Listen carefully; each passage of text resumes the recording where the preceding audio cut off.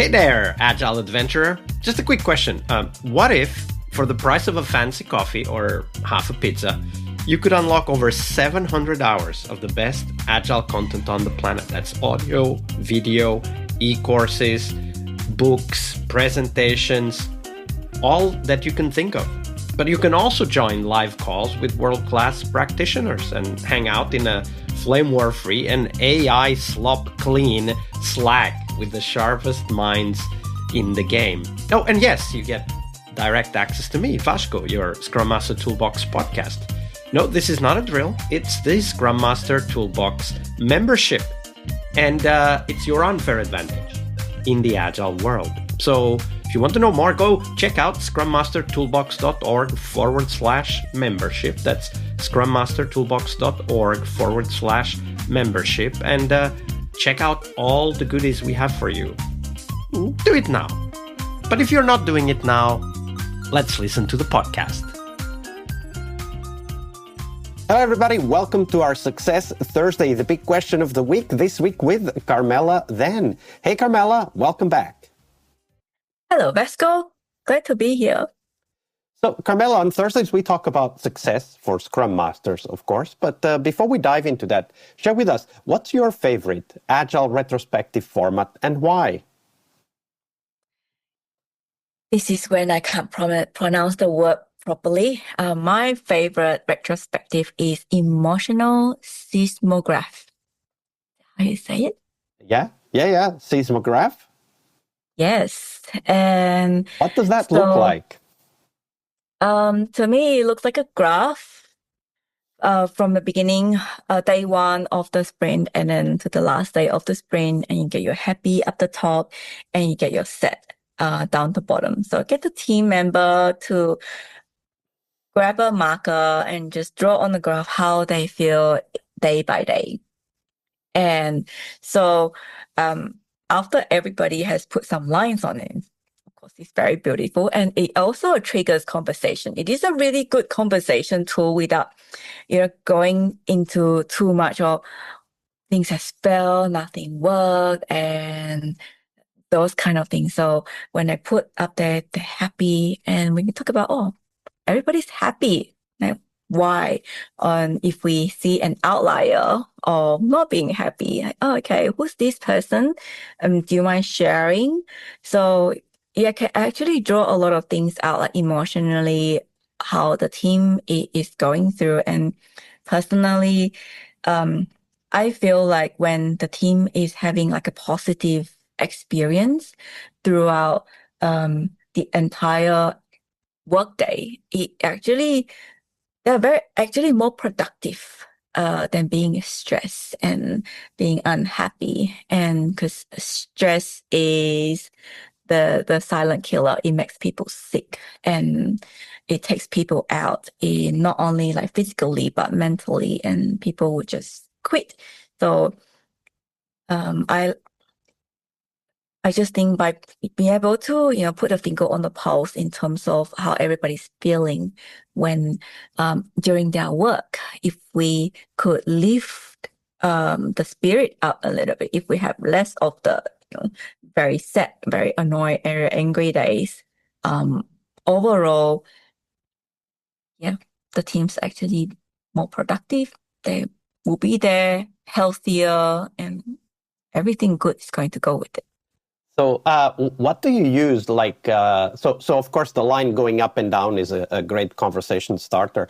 But what do you use to investigate the moments of happiness and the moments of stress? Because both of them contain information, right? Like somewhere in the middle, there's very little information. But if it's very much at the bottom or very much at the top, there's a lot of information there. How do you investigate those moments with the team? So I would get them to write a post-it on it. Great. So let's look at this moment of great happiness or great sadness.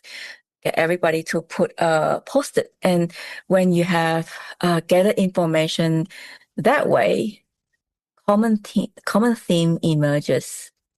So you can actually group them and get the team to discuss them. And if of course, if whenever the thing goes well, like that's something we should continuously do it. Out of the not so very great moment, like the things, then the question becomes, so what do we need to change over here so that we could lift your mood from the bottom part of the chart into the top part of the chart? It doesn't have to be, high, even if it is across, that middle line into the positive zone, can be that little small happiness, or it can be great happiness. So get the data from here so that becomes the continuous improvement plan. Absolutely. That's a great point. All right. Now, we do run these retrospectives because we want to help teams succeed. And of course, that is because that means our success as Scrum Masters, right? Like when teams succeed, we are succeeding. But when you look at yourself and how you're performing and how you're working with teams, how do you define success for yourself as a Scrum Master, Carmela? If you asked me a few years ago, I would have given you like cycle time and those kind of metrics. But after having to work in this environment, I would actually say the advocacy of Agile and Scrum. And so this team I was working in, so initially I was the business analyst of the team. And eventually, because they trusted me that much, they asked me to help them as a Scrum Master as well. So I was holding two roles. And that team was very tired of Agile already. They had a Scrum Master who was absolutely micromanaging type of a project manager style, and they constantly plan and things still goes wrong, and everyone was overworked. The delivery was bug and bug and bug. And so they just hated Agile. They just absolutely hated. And they used to break down story, not just story. They broke it down it is almost a task like project management type of Agile. You had a story for dev, you had a story for testing, and they don't connect with each other. And at the end of the day, you ask them, so what did you deliver? So this is in production. Is it working as designed, or is it a bug? Like nobody knew. So everybody just had this agile fatigue. They hated it. So because I felt like maybe because I was a business analyst, I come across as less of a threat. I came across as friendly. So I came in as like, just tell me about your problem. I'm here to help. And so I actually don't know exactly what I did. So I have implemented a few things with the team. So I had this planning session. I love my planning session of breaking down a feature. And I've told the product owner saying, you are great. You have business knowledge. But then at the same time, the team needed your business knowledge more than your technical knowledge. So, and because I didn't have any industry experience, so I just came in waving the flag of, I'm new here. I have no idea about your industry, but I have no idea about data, but I'm a great business analyst. I could help you figure things out and put things together and create traceability for you. So because of that, I feel like, and I've given the product owner time to vent. So one day he just wanted to talk about how much he hated Agile. Yep. Yep. So in a retrospective, so I just let him run. I just let him run. Just go ahead and just say it. And for some reason, after that, things are starting to take a turn. So after I show him how you can break down your stories, how we could document things, how we could share it with the team, with the developers, with the QA, so to create a greater visibility, so to give them an understanding of end-to-end how these things actually work together, and how we could put something on just a document end-to-end, like a report, document an end-to-end report. What do we need to do? And show the team how we could grab one section and build it as a story, and grab another section and build it. So they could starting to build section by section. And the product owner has the ability to tell the team which one is more important in his view. And basically they weren't even aware that they were just learning how to do Agile properly. Yes, it feels like that. They were following all these Agile framework, but without living Agile, like the true meaning of Agile. So what was it like before you joined? Was it that they had just a very, very large list of requirements and they just rolled through it? I mean, you already said that the stories weren't even connected, and there was a test story and a development story, and nobody could say if something was in production. Like, was it that when you joined, you kind of helped them realize some of the core aspects of what work management feels like in an Agile organization or an Agile team in this case?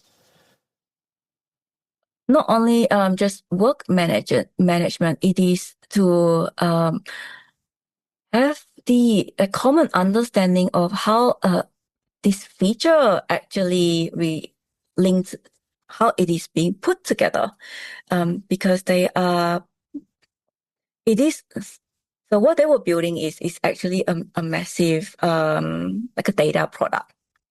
So they were going field by field without looking at how this entire data product, how they should be connecting to each other. That's when they go field by field, and the top part doesn't talk to the bottom part. So in the end, they're building something that's completely disjointed. So a data table, these columns, the data in this column, and doesn't have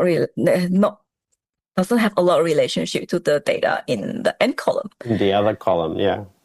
Yes, because they were just looking at one thing at a time. Yeah, basically they were looking at themselves as a team as task deliverers, right? Like they were just delivering task instead of delivering value from an end user perspective, I assume. Yeah, absolutely. That's a great story. Thank you for sharing that, Carmela. You're very welcome. All right, I hope you liked this episode. But before you hit next episode, here's the deal. This podcast is powered by people like you, the members who wanted more than just inspiration. They wanted real tools and real connection to people who are practicing Agile every day.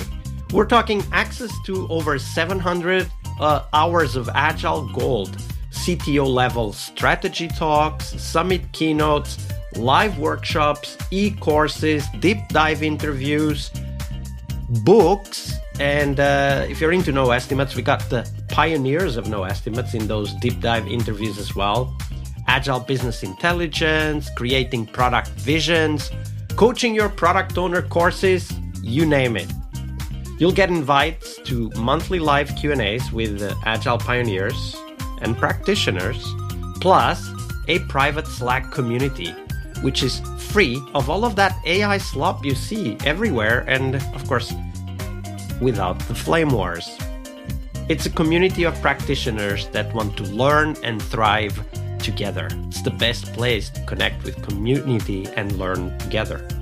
So if this podcast has helped you before, imagine what you will get from this podcast membership. So head on over to scrummastertoolbox.org/membership and join the community that's shaping the future of Agile. And we have so much for you. So check out all the details at scrummastertoolbox.org/membership, because listening is great, it's important, but doing it together, that's next level. I'll see you in the community Slack. We really hope you liked our show. And if you did, why not rate this podcast on Stitcher or iTunes? Share this podcast and let other Scrum Masters know about this valuable resource for their work. Remember that sharing is caring.